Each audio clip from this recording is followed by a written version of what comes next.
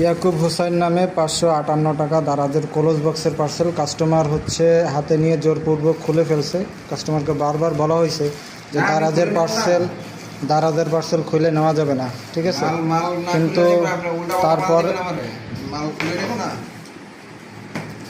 ভাই এখন আপনি যে দারাজ এই যে মাল যে দিছেন, এই দেখেন মালে যে এই যে জং পড়া, এই যে মাল মানে দেওয়ার কথা কি ছিল, আর এই যে কি দিছেন, এই যে মাল, এই যে পুরাতন মাল, এই যে ইউজ করা, এই যে জং পড়া, এই যে গ্লুকান মারা, এটা গ্লুকান মারা, এই যে জং পড়া, ভিতরে জং পড়ে গেছে, এই মালকে আমি নিব না। আপনি আমাদের বুঝাইলে আমরা দারাজ মাল কিনি না। এটা যে ব্যবহার করাই দেন, এটা এক জায়গায় লাগানো ছিল, এই দেখছেন এই খুলছে, এই যে প্রত্যেকটা মালে প্রত্যেকটা মালে ব্যবহার করা, ইউজ করা মাল, এগুলো সব এই দেখেন এই জায়গা দেখেন, এই ব্লুগাম দিয়া, এই ব্লুগাম দিয়ে ব্যবহার করছে, এই ব্লুগামে এখনো লাগানো আছে, দেখছেন।